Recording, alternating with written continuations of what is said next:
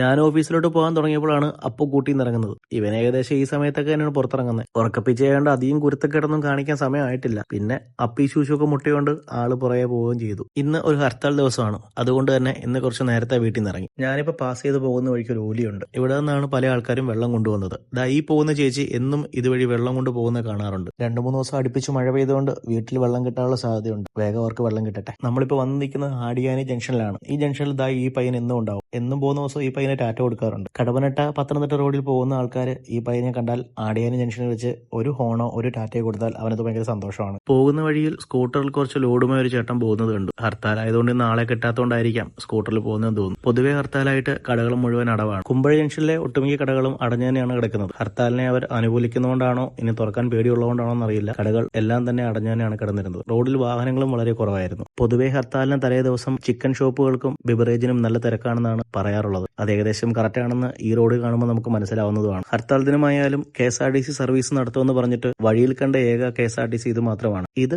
പത്തനംതിട്ടയിൽ നിന്ന് കോന്നി മെഡിക്കൽ കോളേജിലേക്ക് പോകുന്ന KSRTC ആണ്. അങ്ങനെ വഴിയിൽ മറ്റു പ്രശ്നങ്ങളൊന്നും ഇല്ലാതെ സമരക്കാരൊന്നുമില്ല നമ്മൾ ഓഫീസിലെത്തി. രാവിലത്തെ കുറച്ച് പണികളൊക്കെ തീർത്തിരിക്കുന്ന സമയത്താണ് ചെറിയൊരു മഴക്കോള് വരുന്നത്. കൂടെ സമരക്കാരും. എന്നാ പിന്നെ പൂട്ടിട്ട് ഇറങ്ങാനല്ലേ മക്കളെ എന്ന് അവർ ചോദിച്ചു. അതേ ചേട്ടാ ഞങ്ങൾ മറുപടി പറഞ്ഞു. ഇരുന്ന് കഴിഞ്ഞാൽ ശരീരത്തിന് നല്ലതല്ലെന്ന് മനസ്സിലായതുകൊണ്ട് തന്നെ പൂട്ടിയിട്ട് ഞങ്ങൾ പെട്ടെന്ന് ഇറങ്ങാനുള്ള പരിപാടി നോക്കി. അങ്ങനെ സിസ്റ്റം ഓഫ് ചെയ്ത് ബാഗ് എടുത്ത് പുറത്തേക്ക്. ഇന്നത്തെ വിശേഷങ്ങൾ ഇത്രയൊക്കെയാണ്. വീഡിയോ ഇഷ്ടപ്പെട്ടാൽ സപ്പോർട്ട് ചെയ്യുക.